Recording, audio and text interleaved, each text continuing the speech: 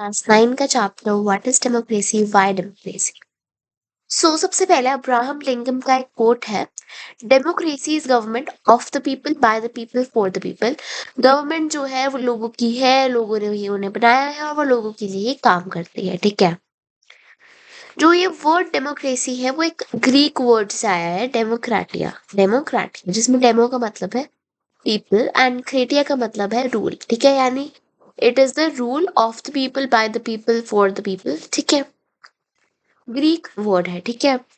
अब हम हमें एनसीईआरटी में एक डेफिनेशन दी है डेमोक्रेसी की, जो कि है तो इनकम्प्लीट बट याद तो करनी ही है। Democracy is a form of government in which the rulers are elected by the people.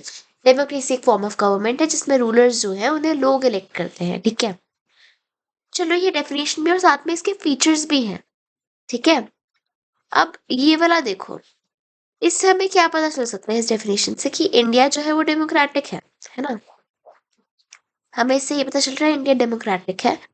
But जो म्यांमार है ना उसके अंदर आर्मी रूलर्स रूल करते हैं। म्यांमार में आर्मी रूलर्स रूल करते हैं। ठीक है, जिन्हें लोगों ने इलेक्ट नहीं करा है। ठीक है, जो भी आर्मी के कंट्रोल में थे वो रूलर्स बन गए, लोगों की कोई सही नहीं थी। डिक्टेटर्स कौन हुए? पिनोचेट चिले, जिन्हें लोगों ने इलेक्ट नहीं करा है। राइट, तो ये जो है डेमोक्रेटिक नहीं है। ठीक है, देन हमारे पास सऊदी अरेबिया। सऊदी अरेबिया के अंदर मोनार्की सिस्टम है,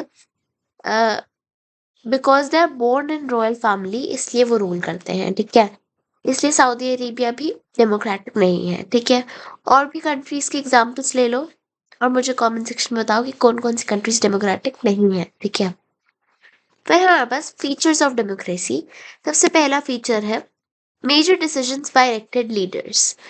जो मेजर डिसीजंस है वो इलेक्टेड लीडर्स दे। इलेक्टेड लीडर्स है ना जिन्हें लोगों ने इलेक्ट करा है। ठीक है, in democracy the final decision making power, जो फाइनल डिसीजन है जिसकी मेन पावर है, मस्ट रेस्ट विद दोस, उनको ये सही लगना चाहिए जिन्हें लोगों ने इलेक्ट करा है, क्योंकि लोग तो यही चाहते हैं ना कि यही रूल करे। पाकिस्तान के अंदर बंदा है जनरल परवेज मुशर्रफ। ठीक है, उन्होंने एक मिलिट्री कूप लेड करा था इन अक्टूबर 1999, जहां पर उन्होंने ओवरथ्रो कर दिया था एक डेमोक्रेटिकली इलेक्टेड गवर्नमेंट को और खुद को चीफ एग्जीक्यूटिव कहा था।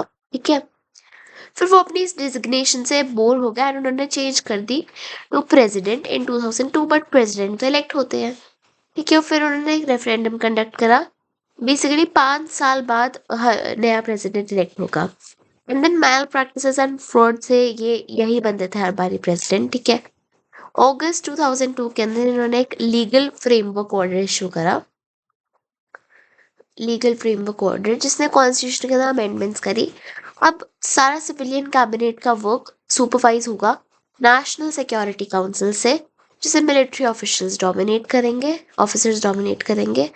सो इस लोगों को पास करने के बाद इलेक्शंस हुए, पाकिस्तान के अंदर इलेक्शंस हुए। ठीक है, इलेक्टेड रूलर्स भी हुए, but power still military officials के पास रेस्ट करी एंड जनरल परवेज मुशर्रफ के पास। यानी ये मैल प्रैक्टिस पर बेस्ड था, इसलिए ये जो है डेमोक्रेटिक नहीं है, क्योंकि मेजर डिसीजंस वो ले ही नहीं रहा जिन्हें लोगों ने इलेक्ट करा है।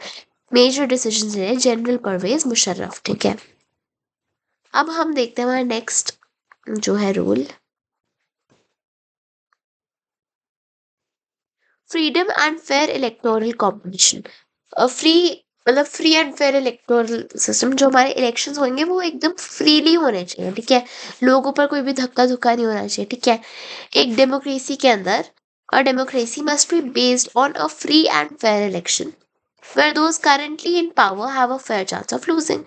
बिल्कुल फ्री सिस्टम से इलेक्शंस कंडक्ट होने चाहिए ताकि जो पावर में है वो लूज भी कर सके। ठीक है, चाइना के अंदर क्या होता है, इलेक्शन हर 5 साल में होते हैं कंडक्ट। ठीक है, for electing the countries parliament, और इस पार्लियामेंट को हम कह रहे हैं नेशनल पीपल्स कांग्रेस। ठीक है, इसके पास पावर है प्रेसिडेंट अपॉइंट करने की एंड 3000 मेंबर्स होते हैं। ठीक है, कुछ आर्मी भी इलेक्ट करती है। Before election the candidate needs approval of the communist Chinese communist party. Election से पहले एक बंदे को चाइनीज कम्युनिस्ट पार्टी का अप्रूवल चाहिए। So only those who are members of the Chinese communist party were allowed to contest elections. तो obviously जो Chinese communist party ही कर रही है तो फिर वही जीतेगी। राइट, रेस में एक ही बंदा भाग रहा है तो वही जीतेगा। The government is always formed by the communist party. ये गवर्नमेंट हमेशा कम्युनिस्ट पार्टी फॉर्म करती है। देन हमारे पास मेक्सिको का एग्जाम्पल। उसको इंडिपेंडेंस मिली थी 1930 में, ठीक है। वहाँ फिर उधर से ही वो 6 इयर्स के बाद हमेशा इलेक्शंस कंडक्ट होता है प्रेसिडेंट के लिए। Until 2000 every election one by a party जिसका नाम था पीआरआई, ठीक है। इस पार्टी के काम उल्टे थे इसलिए इसका नाम भी उल्टा है, इंस्टीट्यूशनल रेवोल्यूशनरी पार्टी। ये आईआरपी होनी चाहिए, फिर भी पीआरआई है, ठीक है। इन्होंने कुछ डर्टी ट्रिक्स प्ले करी थी टू विन इलेक्शंस, ठीक है।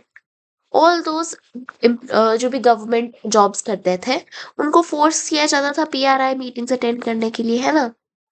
गवर्नमेंट स्कूल्स के टीचर्स फोर्स करती थी पेरेंट्स को पीआरआई को वोट करने के लिए। मीडिया ऑपोजिशन पार्टीज को इग्नोर करता था। Polling booth were shifted last minute, क्या। अब हमारा नेक्स्ट आता है feature, one person one vote one value. एक जने के पास एक ही वोट होनी चाहिए, उस एक ही वोट की एक ही वैल्यू होनी चाहिए। एक डेमोक्रेसी के अंदर हर adult citizen must have one vote and each vote must have one value, ठीक है। सऊदी अरेबिया के अंदर वुमेन के पास राइट टू वोट पाना 2015 तक बहुत डिफिकल्ट था। अच्छा, वुमेन के पास था ही नहीं राइट टू वोट, ठीक है। इस दुनिया के अंदर जो रशियन माइनॉरिटी है उनको राइट टू वोट मिला तो हुआ है, बट हमेशा डिफिकल्ट ही रहता है, ठीक है। मतलब फिर भी डिस्क्रिमिनेशन करते ही हैं। फिजी, एक फिजी की वोट जो कि एक्चुअली सिटीजनशिप होल्ड करता है, उसकी ज्यादा वैल्यू है than that of an Indian Fiji. क्या ये ना खराब हो गया। Wait just a second people.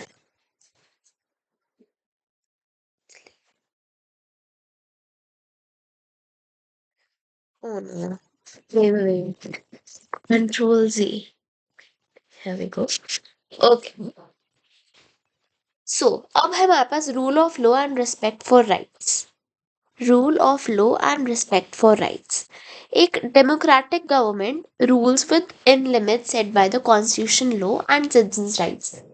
जो कोई भी गवर्नमेंट है वो कॉन्स्टिट्यूशन की लिमिट्स में अपना कंट्रोल करती है, ठीक है।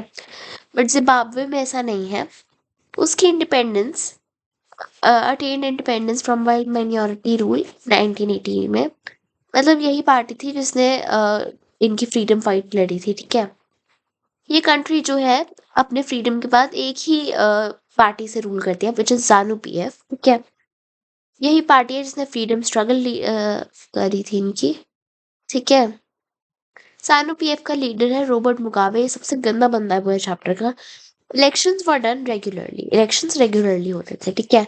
एंड हमेशा जानू पीएफ जीतती थी। प्रेसिडेंट मुगाबे पॉपुलर था बट वो माल प्रैक्टिसेस यूज करता था ऑब्वियसली जीतने के लिए, ठीक है। सॉरी। चेंज उसने कॉन्स्टिट्यूशन बारी बारी चेंज करा अपनी पावर इंक्रीज करने के लिए। ऑपोजिशन पार्टी को हरास किया गया, मीटिंग को डिस्टर्ब किया गया। Public protest against government for declared illegal. कोई भी प्रोटेस्ट करे वो इलीगल था, ठीक है। There was a law that limited the right to criticise the president. एक लॉ था जो कि प्रेसिडेंट को क्रिटिसाइज करने का लॉ, मतलब आप प्रेसिडेंट को क्रिटिसाइज नहीं कर सकते, ठीक है। टीवी एंड रेडियो को गवर्नमेंट ही कंट्रोल करती थी एंड वो सिर्फ रूलिंग पार्टी यानी रॉबर्ट मुगाबे के बारे में अच्छा अच्छा बोलती थी। There were independent newspapers. कुछ इंडिपेंडेंट न्यूज़पेपर्स थे बट गवर्नमेंट उन्हें हरास कर देती थी, ठीक है, उन जर्नलिस्ट्स को जो कि गवर्नमेंट के अगेंस्ट जाते थे। Government ignored some court judgements that were against it and pressurise जजेस। गवर्नमेंट इग्नोर कर देती थी कोर्ट जजमेंट्स को जो कि उसके अगेंस्ट होती थी एंड जजेस को प्रेशराइज करती थी, ठीक है। And obviously he was forced out of office in 2017 में। उन्हें एक्चुअल इंडिपेंडेंस मिल गई रॉबर्ट मुगाबे से। पता नहीं कौन रूलर है ना। आर्ग्यूमेंट अगेंस्ट, अच्छा अब है वाई डेमोक्रेसी। कुछ लोग कहते हैं डेमोक्रेसी सही नहीं है। क्यों सही नहीं है? क्योंकि लीडर्स चेंज होते रहते हैं आफ्टर एवरी 5 इयर्स, या फिर जितना भी टाइम एक्सटेंशन है। इंडिया का तो 5 इयर्स है, ठीक है। अ, और ये इंस्टेबिलिटी को लीड करता है, ठीक है। Democracy is all about political competition, ठीक है। पॉलिटिकल कॉम्पिटिशन होता है एंड पावरफुल प्ले होता है। इसलिए मोरालिटी का, सच का कोई भी है नहीं, ठीक है। झूठी बोलेंगे ऑब्वियसली जिसने जीतना है। Many people have to be consulted so it leads to delay. बहुत सारे लोगों को कंसल्ट करना होता है, तो फिर डिले हो जाता है डिसीजन में। Elected leaders do not know the best interest of the people. It leads to bad decisions. Elected leaders को नहीं पता कि लोगों को क्या चाहिए, इसलिए वो बैड डिसीजंस बना देते हैं, ठीक है। डेमोक्रेसी के अंदर करप्शन होती है, ठीक है, because it is based on electoral competition. Ordinary people don't know what is good for them, they should not decide anything. Ordinary people को कुछ नहीं पता कि उनके लिए क्या अच्छा है, इसलिए उन्हें कुछ भी डिसाइड करने का मौका नहीं देना चाहिए और बनाट होनी चाहिए। तो फिर ये बहुत गलत था लास्ट वाला पॉइंट तो। बट हाँ, आप देखो, अभी आप अपनी फैमिली के बारे में सोचो, उन्हें पता होगा क्योंकि आप स्कूल जाते हो, आप ये चैप्टर पढ़ रहे हो, राइट। आप अवेयर हो सारी चीज़ों के बारे में। बट कुछ फैमिलीज बहुत गरीब हैं, कुछ इलिटरेट भी है, वो वोट क्या आपका करते हो, क्या आपका ना करते हो, तब तो बस फन के लिए चले जाते हो और कर देते हो, ठीक है। बट ये वाला पॉइंट, मैं तो इस पॉइंट के अगेंस्ट हूँ, वैसे एक्सप्लेन कर रही हूँ कि क्या लोग सोचते हैं, ठीक है। आर्ग्यूमेंट्स फॉर डेमोक्रेसी, की डेमोक्रेसी सही है, ठीक है। अच्छा, अब आप क्या मानते हो कि डेमोक्रेसी सही है या फिर गलत है, वो आप बता दो। मैं मानती हूँ कि देखो, डेमोक्रेसी बेस्ट है जो हम कर सकते हैं। कोई भी ह्यूमन जो है, उसको हम पावर दे देंगे, वो कुछ गलत ही करेगा, ठीक है। यहाँ पर पावर मिल रही है, बट पावर कंट्रोल्ड है। पावर मिल रही है, उसका भी मिसयूज कर रहे हैं वैसे तो पॉलिटिशियंस वगैरह। बट स्टिल इससे ज़्यादा बेहतर तो हम कुछ कर नहीं सकते हैं, ठीक है, क्योंकि करप्शन हर जगह होगी जहाँ पर भी पावर है। तो डेमोक्रेसी ज़्यादा अकाउंटेबल है, लोग अपने लीडर्स को कह सकते हैं कि तुम हमारे लिए गलत काम कर रहे हो, सही करो, सही करो। Improve the quality of decision making, की क्वालिटी इम्प्रूव करता है, ठीक है। यहाँ पर था कि बहुत सारे लोगों को कंसल्ट करना होता है, इसलिए डिले हो जाता है। बट नहीं, जब हम इतने सारे लोगों को कंसल्ट करेंगे, सबका पॉइंट ऑफ व्यू देखेंगे, तो हम बेस्ट डिसीजन बना पाएंगे, ठीक है। ये कॉन्फ्लिक्ट एंड डिफरेंसेस से डील करता है, ठीक है। एक्सेप्ट फॉर कि लेट्स से इंडिया के अंदर हिंदू ज्यादा है, तो फिर हिंदू को ही माना, मतलब हिंदू को ही हिंदू, मतलब बाकी सारे रिलीजन्स को रिस्पेक्ट नहीं दी जाएगी, ऐसा नहीं है, ठीक है। सारे रिलीजन्स को गवर्नमेंट रिस्पेक्ट करती है। इनहांसेस डिग्निटी ऑफ सिटीजन्स, डेमोक्रेसी जो है सिटीजन्स को डिग्निटी प्रोवाइड करती है, फ्रीडम ऑफ स्पीच, ये सबसे, right. Correct its own mistakes, correct its own mistakes का क्या मतलब है कि लेट्स से हमने किसी गवर्नमेंट को चूज करा, वो अच्छी नहीं निकली, ठीक है, अच्छी नहीं निकली, तो फिर हमारे पास 5 साल बाद वापस मौका आएगा कोई नई गवर्नमेंट चूज करने का, इस बार हम राइट डिसीजन लाएंगे, ठीक है। एंड अगर मैं बताती हूँ आपको, मोनार्की सिस्टम है, उसमें किंग कभी नहीं चाहेगा कि वो लोगों का भला करे, राइट। डेमोक्रेसी के अंदर भी बंदे के पास पावर है, वो चाहेगा तो नहीं, बट अगर वो करेगा नहीं भला, तो फिर उसे बाहर निकाल देंगे, राइट, अगली बार वोट नहीं देंगे। तो डेमोक्रेसी के अंदर धक्के से अच्छा करना पड़ता है, ठीक है। चाहे वो एक्चुअली चाहते ना हो, बट धक्का हो जाता है फोर्सफुली, ठीक है। And I think this is the best thing we could have done, ठीक है। ऑब्वियसली 10 आउट ऑफ 10 तो नहीं है, but I would give this 9 out of 10, ठीक है। 10 आउट ऑफ 10 हो ही नहीं सकता, कलयुग में जी रहे हैं हम, ठीक है। कमियां मत निकालो जो भी निकाल रहे हैं, ठीक है। ब्रोडर मीनिंग ऑफ डेमोक्रेसी क्या है? This way of defining democracy helps us to identify a clear set of minimal features that a democracy must have. The most common form of form that democracy takes in. Wait, oh my god.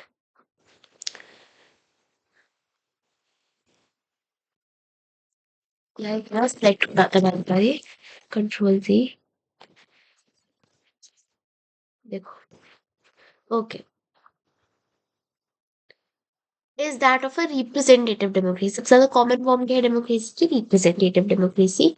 Majority is allowed to take decisions on behalf of all the people. एक majority is allowed to take decisions on behalf of all the people. Even the majority doesn't rule directly. The majority of people rule through their elected representatives. ठीक है। In a true democracy no one goes to bed hungry. एक सही democracy में, true democracy में कोई भी bed भूखा नहीं जाता है, ठीक है। या फिर इक्वल राइट्स रहे हुए हैं, ठीक है। कोई भी डिस्क्रिमिनेटेड, कोई भी इक्वल सोर्सेस के बिना, कोई भी बेसिक एजुकेशन के बिना नहीं जाता है, ठीक है। So with this we complete our chapter. आपको कोई भी डाउट हो तो do tell me in the comment section and I will see you guys in the next video. Bye. तो अगर आपको इस चैप्टर के important questions चाहिए तब भी tell me, ठीक है। या फिर अगर हमें सीधा नेक्स्ट चैप्टर पे मूव ऑन करना है, तो नेक्स्ट चैप्टर कर लेंगे, ठीक है। Okay, so I will see you guys in the next video. तब तक के लिए take care and bye.